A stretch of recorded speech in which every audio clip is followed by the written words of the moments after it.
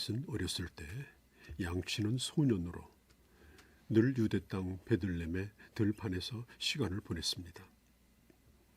하나님의 사람 사무엘이 기름을 붓기 위해서 베들레헴에 왔을 때에도 그의 가족들은 다 집에 있었으나 다윗은 사무엘이 특별히 부르기까지 그는 들판에서 양을 돌보고 있었습니다. 그는 가정에서 다른 사람 앞에 내보일 가치도 없는 그런 사람으로 취급을 해서 양떼를 데리고 멀리 나가도록 내어보냈던 것입니다.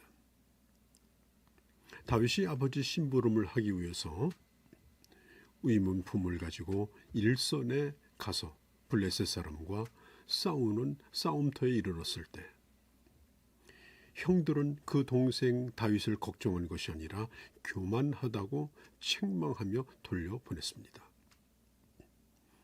이렇게 다윗은 가족들에게 버림받은 사람이었습니다. 그러나 그에게 저 고향의 골짜기나 들판에서 보냈던 그 조용한 시간, 또 개울가에서 양에게 물을 먹이던 시절, 정말 행복한 시절이었습니다. 그는 그때를 회상하면서 여호와는 나의 목자시니 내게 부족함이 없다라고 노래했죠. 그가 양을 치면서 솜씨 좋게 배운 수금으로 그 어린 마음이 고독 속에서도 하나님을 찬양하며 노래를 부를 때 그의 심령은 날개를 펴서 하나님의 보호자에 이르렀습니다. 그는 성실히 양을 치며 지키기 위해서 돌팔매질을 열심히 연습해서 나중에는 골리앗도 쓰러뜨리는 그런 실력자가 되었던 것이죠. 이렇듯이 다윗은 어린 시절에 눈물로 얼룩 지을 수밖에 없었지만은 그러나 하나님이 도우심으로 그는 건강하게 자랄 수가 있었습니다. 다윗은 이렇게 말합니다. 나의 부모는 나를 버렸지만 하나님은 나를 버리지 아니하셨다라고. 오히려 하나님 그를 취하셨습니다. 사람들과 형제들이 그를 경멸했지만 하나님은 그를 중요하게 여기셨습니다. 그의 부모나 형제들로부터 이방인처럼 대우를 받았지만 하나님은 그를 찾아내셔서 기름 부어 왕으로 세우셨습니다. 하나님의 종이었던 사무엘조차도 왕을 기름 부으러 왔을 때 다윗을 눈여겨보지 않았습니다. 그가 본 것은 다윗의 형들의 준수한 외모만 보았습니다. 짐승의 오물을 덕지덕지 몸에 바르고 서 있는 그 어린 다윗이 눈에 들어오지 않았습니다. 그런데 하나님은 그런 사무엘을 꾸짖으십니다. 사람을 외모로 보지 말라. 나는 그 사람의 중심을 본다라고 말씀해 주셨죠. 다윗은 그의 부모나 사무엘의 그런 평가에도 불구하고 하나님께서는 그를 선택하여 기름을 붓게 하셨습니다. 왜냐하면 그가 바로 하나님의 마음에 드는 자였기 때문입니다. 성경에 보면은 우리가 지난 시간에 이 부모들이 자녀를 무조건 공평하게만 대하려고 하지 말라. 그 자녀에 따라서 성경에 보면은 달란트들도 다르지 않았습니까? 그래서 한 사람 한 사람의 그들의 특성, 하나님이 주신 재능들 이런 것들을 발견해서 그들을 잘 양육하는 그런 책임이 부모에게 있습니다. 부모는 모든 자녀를 똑같이 대해야 할까요? 출생 순서가 다릅니다. 또 성품도 다릅니다. 각각 특성들이 있습니다. 아이들의 성격이나 행동 발달에 있어서 이 형제 관계는 매우 중요한 역할을 합니다. 우리는 주변에서 형제의 순위에 따라서 성격이 좀 다른 것을 쉽게 볼 수 있죠. 그러니까 형제 간의 그 순위가 그 아이의 성격이나 그 미래에 매우 중요한 역할을 한다는 걸 가르쳐 줍니다. 자, 첫째는 성격이 대단히 신중하고 또 겸손하고 친절하고 의지가 강하고 지도력도 넓은 편입니다. 그러나 한편으로는 의존적이고 신경질적인 그런 취약점을 가지고 있습니다. 이 첫째가 그런 성격을 가지게 되는 이유는 대부분의 그 부모의 양육의 태도에서 오는 것입니다. 첫째이기 때문에 부모는 그 아이를 매우 소중히 다룹니다. 그러나 양육 방법에 있어서 아직 미숙하기 때문에 불안정하고 또 신경질적이고 예민한 반응을 아이에게 보냅니다. 또 가부장적인 분위기가 우세한 가정에서는 그 첫째는 앞으로 가계를 이어갈 입장이기 때문에 자연히 가족 관계에서부터 책임감이 있고 중요한 자리를 차지하기 때문에 동생들과 성격의 차이를 보여줍니다. 자, 이 첫째 아이는 아마도 부모가 전폭적인 관심을 기울이기 때문에 적어도 한동안은 동생보다 적극적이고 공부도 더 잘하는 경향을 보여줍니다. 리처드 L. 제겐 하프트 박사는 1972년도 미국의 하원 의원들을 조사했는데 놀랍게도 대부분이 맏자녀였다는 것을 발견했습니다. 미시간 대학의 심리학자인 노버트 R. 지존크는 평균적으로 첫째가 지능지수가 검사에서 우수하게 나타났는데 그 이유는 이 첫째가 단지 어른들만 있는 가정에서 태어나기 때문에 아이일 때 주로 어른의 생각과 행동과 말을 접하게 된다는 것입니다.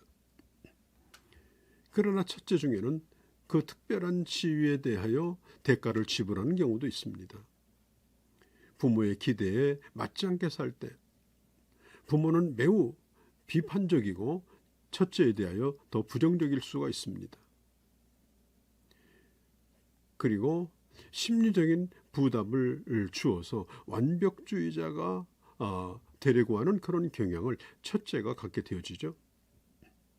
자, 그러면 중간 아이의 성격은 형제 중 중간 위치에 있기 때문에 활발하고 말하기를 좋아하고 그리고 상대방의 마음에 민감하게 반응하는 그런 특징을 가지고 있습니다. 중간이기 때문에 책임을 많이 칠 필요가 없으므로 여유가 있고 또 활발한 성격으로 자라나게 됩니다.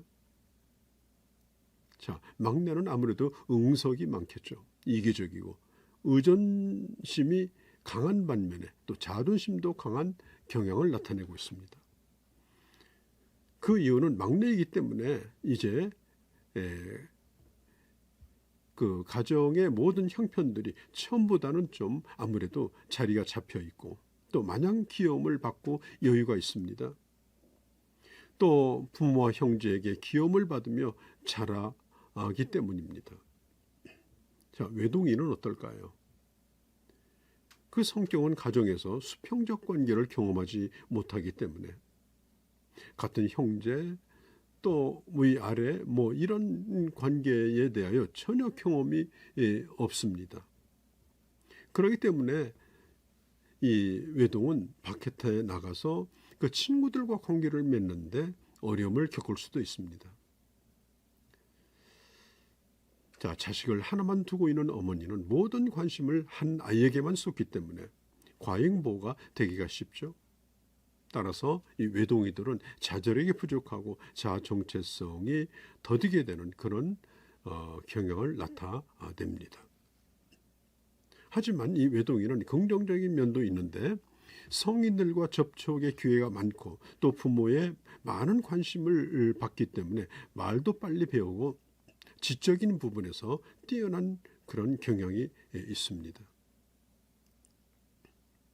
자, 편애하고 비교하는 것, 그것과 반대로 완전히 자녀들을 공평하게 대해주려고 하는 것도 이게 대단히 큰 문제입니다. 자녀들은 다 공평한 게 아닙니다. 다 다릅니다. 기술도 다르고 특징도 다르고 가지고 있는 은사도 다르고 성격도 다르고, 그래서 각자에게 맞는 그런 교육 방법이 중요하죠. 그리고 하나님이 주신 그 특징을 잘 살려서 최고의 부가가치를 가진 그런 의미 있는 삶을 살 수 있도록 방향을 잡아주고 꿈을 심어주는 역할을 바로 이 부모가 하는 것입니다.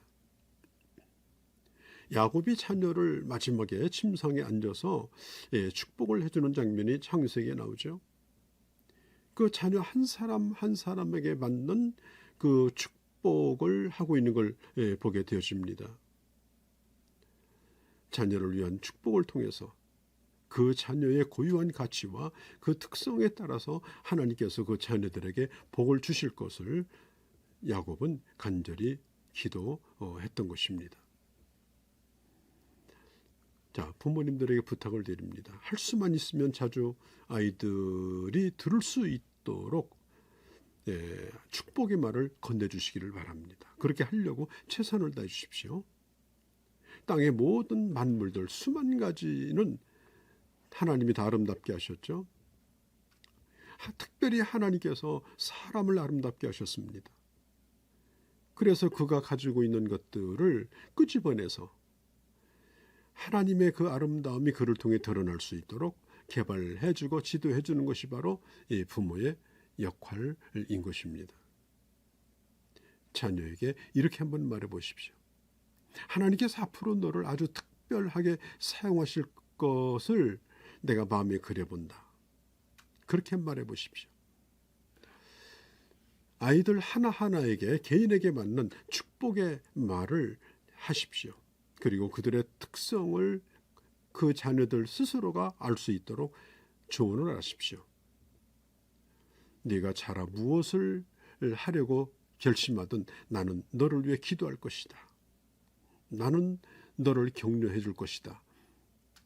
그것을 네가 알기를 바란다. 이런 말을 해 주십시오. 자, 오늘 내 자녀를 노엽게 하지 말라. 그 가운데 하나가 뭐냐? 바로 편애이고 또 비교하는 것입니다. 하나님께서 그 자녀를 이 세상에 보내신 뜻과 그가 가지고 있는 무한한 가능성들을 하나하나 읽게 주어서 하나님의 뜻이 완벽하게 이루어지는 그런 귀한 가정이요 또 자녀들이 되어주시기를 바랍니다.